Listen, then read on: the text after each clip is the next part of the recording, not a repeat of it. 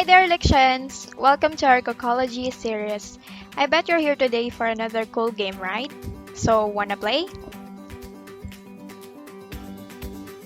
By the way, Kokology, which came from the Japanese word kokoro, means the study of mind and spirit. It's all thanks from the mastermind of this fun game, Mr. Tadahiko Nagao. He was a famous Japanese psychologist who created this unconventional question and answer game. This game is fun for family or friends, especially as it aims to reveal a part of your personality by responding to questions. Another key point that will help you is on how well you imagine.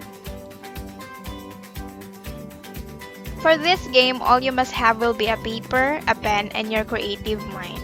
Now I need you to answer as honest as possible so we can have accurate results. Write down with the first thing that comes to your mind as there will be no right or wrong answers. So go ahead and turn up your volume if you need to. I'm telling you, this will be fun. Are you ready? Let's get started. Kokology number 3. Sweet memories. Imagine yourself in a little candy shop down the street.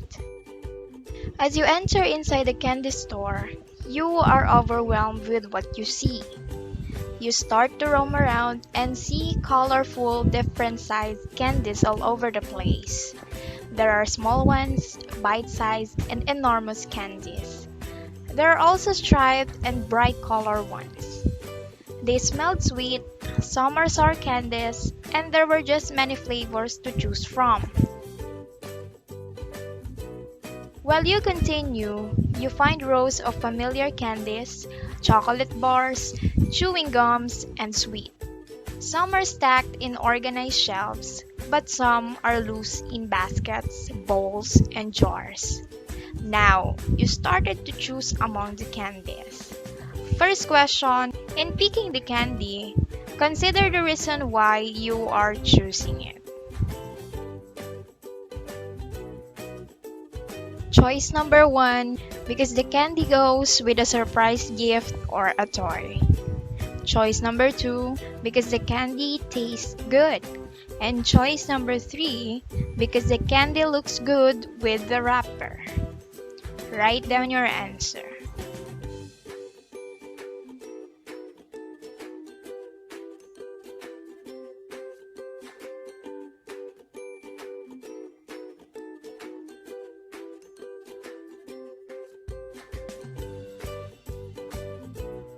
While you're wandering the store making selections, you notice that there was a group of children outside as though they're getting ready to enter the store.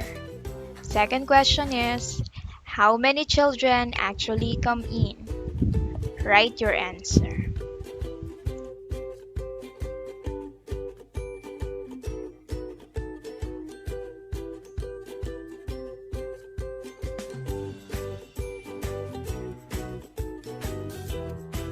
You make your purchases and go home with a bag of candy. But when you open the bag, you see that the shopkeeper has added some extra free candy as a special treat for you. Third question, how many extras or freebies did you get? Write down your answer.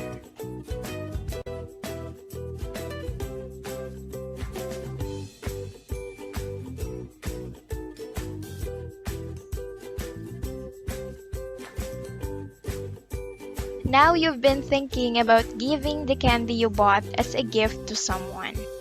Last question, to whom, if anyone, would you give it? Write down the name of the person that comes to your mind.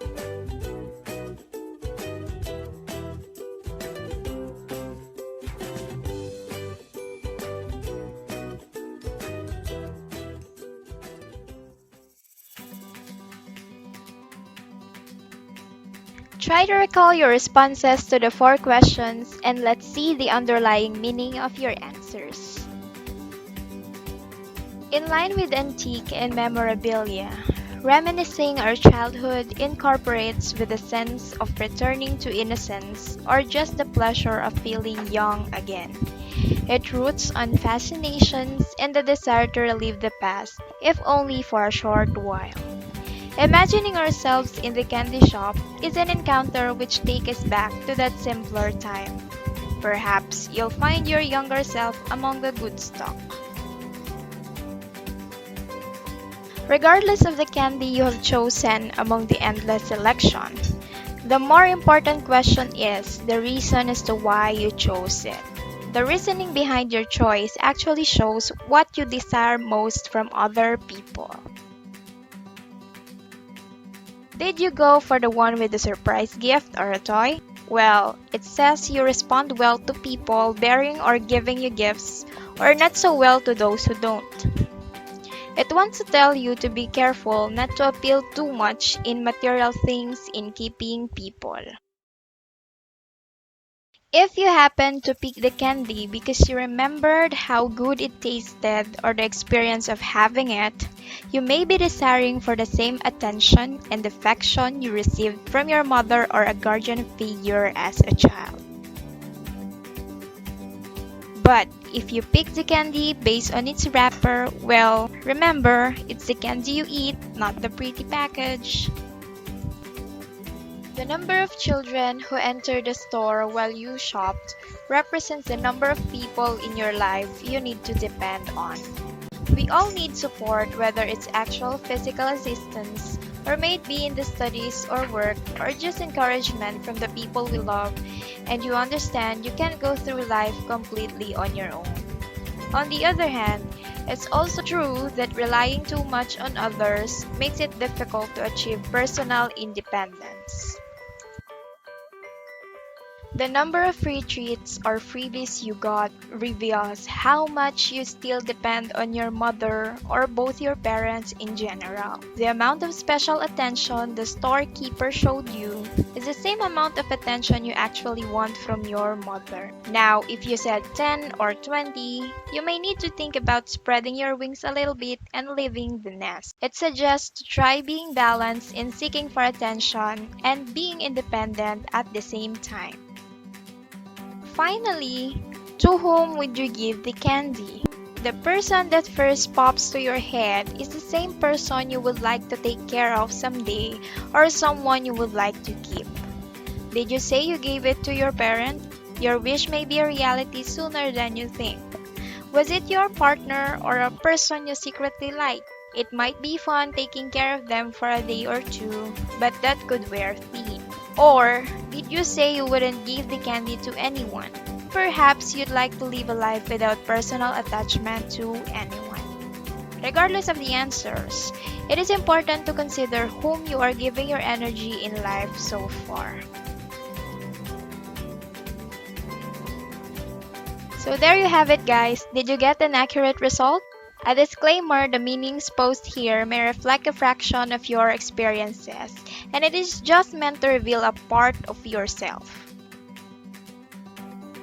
To sum up, here's a reminder from the great Tadahiko Nagao. Good or bad, it's the little surprises that keep life interesting.